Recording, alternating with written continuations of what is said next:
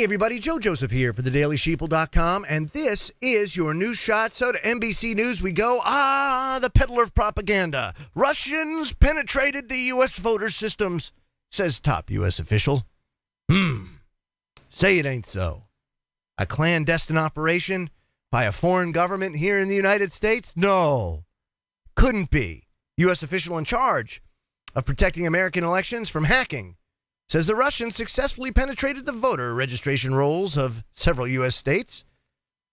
Jeanette Manfra, the head of cybersecurity at the DHS, said she couldn't talk about classified information publicly, but in 2016, we saw 21 states targeted, and an exceptionally small number of them were actually successfully penetrated, which means that it didn't amount to anything.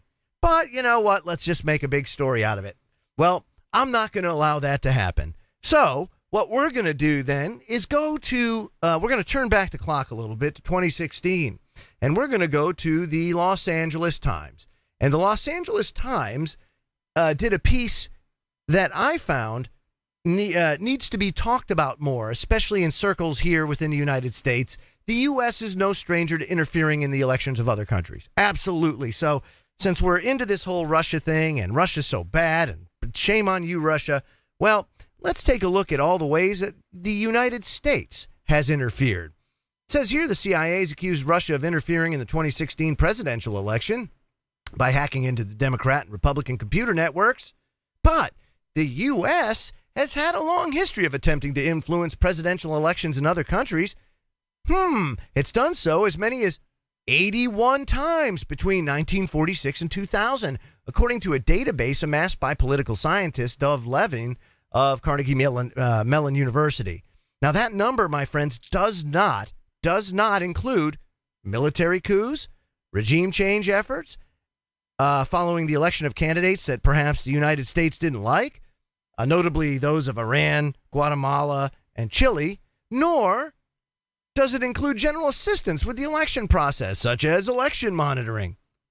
Now, Levine defines intervention as, quote, a costly act which is designed to determine the election results in favor of one of the two sides.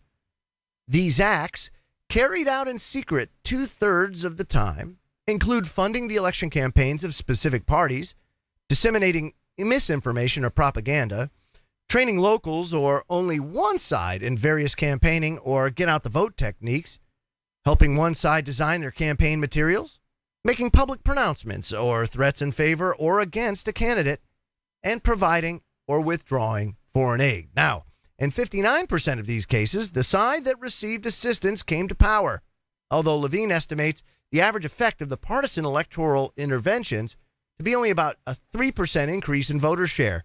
Now, the U.S. hasn't been the only one trying to interfere in other countries' elections.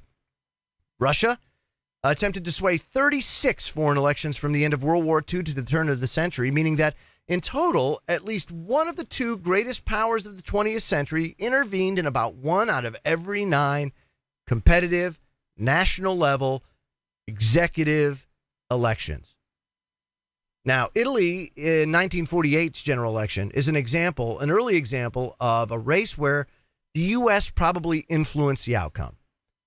Now, listen to this. Christian Democrats beat, at that time, the communists in Italy. Now, according to Professor Levine, he says, we threw everything, including the kitchen sink, at helping them defeat the communists, including covertly delivering bags of money to cover campaign expenses, sending experts to help run the campaign, subsidizing pork projects like land reclamation, and threatening publicly to end U.S. aid to Italy if the communists were elected.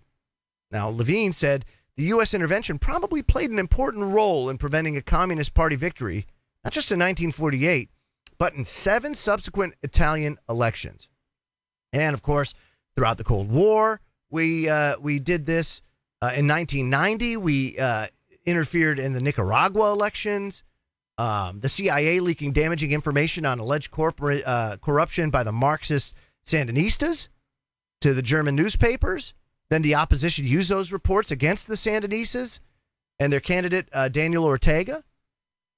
So you got that. We've got the Czechoslovakia that same year.